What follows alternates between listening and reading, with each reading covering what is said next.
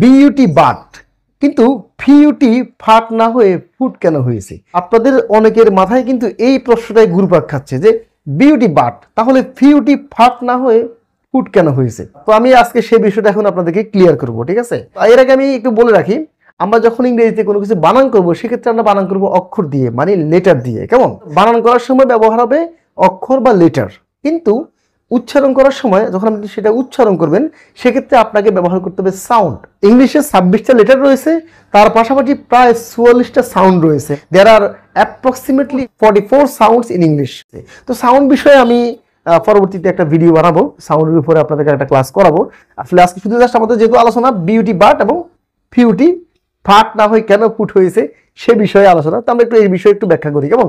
এর আগে আমি আপনাদেরকে একটা সহজ স্বাভাবিক উত্তর দিচ্ছি, সেটা হচ্ছে ফিইউটি ফাট না হয়ে কেন ফুট হয়েছে এই ব্যাখ্যা আপনি কোথাও খুঁজে পাবেন না।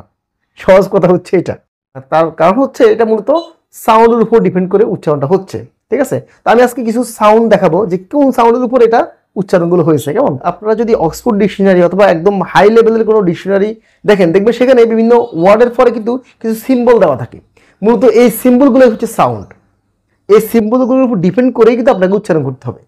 এই যে বিভিন্ন ওয়ার্ডের পরে যে সিম্বলগুলো দেওয়া থাকে, এই সিম্বলগুলোকে মূলত সাউন্ডের সিম্বল বলা হয়। এগুলো কিন্তু বিভিন্ন উন্নত মানের ডিকশনারি অথবা অক্সফোর্ড ডিকশনারিতে আপনি দেখবেন। কেমন? মূলত এই সিম্বলগুলোর উপর ডিপেন্ড করেই কিন্তু আমাদেরকে উচ্চারণ করতে হবে, এর বাইরে কিন্তু উচ্চারণ হবে না, ঠিক আছে? ইংরেজির একদম সঠিক উচ্চারণ নির্ভর করবে এই সিম্বলগুলোর উপরে। তো আমরা যদি বিইউটি বাটকে একটু দেখি, বাট লিখতে এখানে 3টা সিম্বল ব্যবহার করা হয়েছে, 3টা সাউন্ড ব্যবহার করা হয়েছে। কেমন? এই যে আমি স্ল্যাশ সাইনগুলো দিয়েছি, এই স্ল্যাশ সাইনগুলো দ্বারা কিন্তু সাউন্ডগুলোকে আলাদা আলাদা করে প্রকাশ করা হয়, ঠিক আছে? প্রথমে রয়েছে ব ব সাউন্ড, তারপরে এই যে এই চিহ্নটা দেখছেন এটাকে বলে আ সাউন্ড, এটা হচ্ছে ট সাউন্ড। তাহলে কি হয়? ব আ ট, বাট বাট, ব আ ট, তার উচ্চারণটা কি হবে? বাট।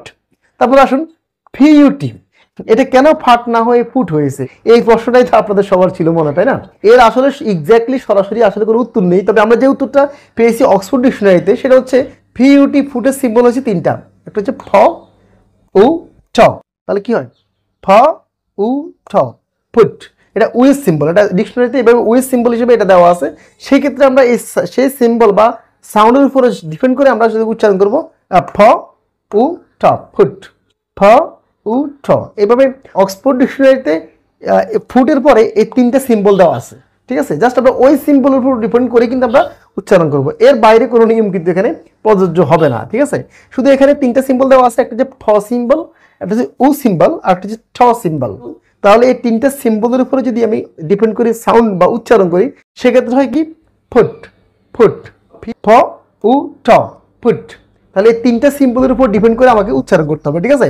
আশা করি আপনারা বিষয়টা ক্লিয়ার হয়েছে। ধন্যবাদ।